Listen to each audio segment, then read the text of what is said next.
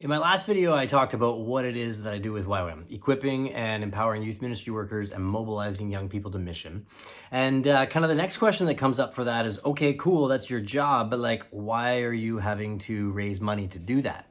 Well, the nature of YWAM's finance model is that anybody who is a YWAMer is what's considered a self-supported missionary. So from the very top, like the founders of YWAM, from the very beginning, have always kind of taken that model of trying to raise support from their community, from their village, from their churches, from their families, raise support so that they are empowered and mobilized to go and do the work that they feel called to do.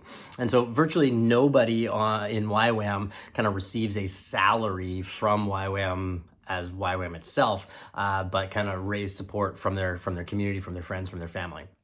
And so people have kind of asked, well, this idea of coaching and empowering youth ministry workers, mobilizing to mission, couldn't you do that as a business? And the answer is probably yes. Yeah, I could do that. But I feel just so passionate about being able to be a part of a larger organization that I'm really aligned with their values and with their priorities. So I think that's one thing that's really important, is for me to not just be fully kind of rogue and on my own, but being a part of a bigger family. So I think that's super duper valuable.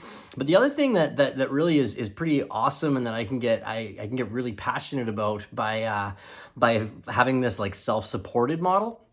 It means I can say to a church, whether it's a super small church that can barely even afford to pay a youth ministry worker, maybe they only have a part-time youth ministry worker, or maybe they even only have a volunteer youth ministry worker, or if it's a huge church that's super well resourced, I can say to that church, to that not-for-profit, to whoever it is, I can say, hey, here's the ways that I feel called, here's what I feel passionate about, and I can have a seat at the table. I can be a part of what you're doing, and there doesn't have to be a financial barrier between us.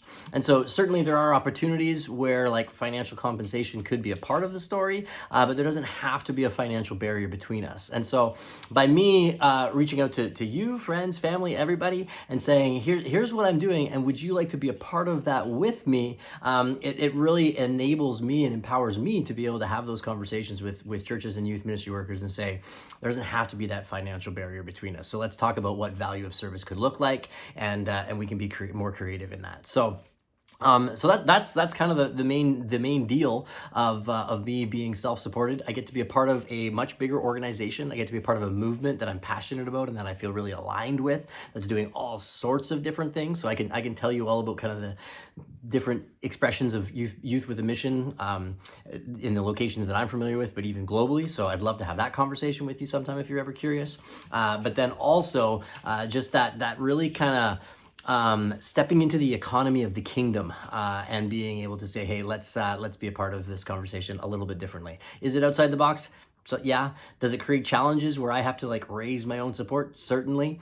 But does it create an opportunity where then I can, in a different kingdom mindset, to be able to walk with people and not have to have a financial barrier between us? Yeah, big time. And I can get really excited about that. So that's some of the kind of the financial model of what I get to do.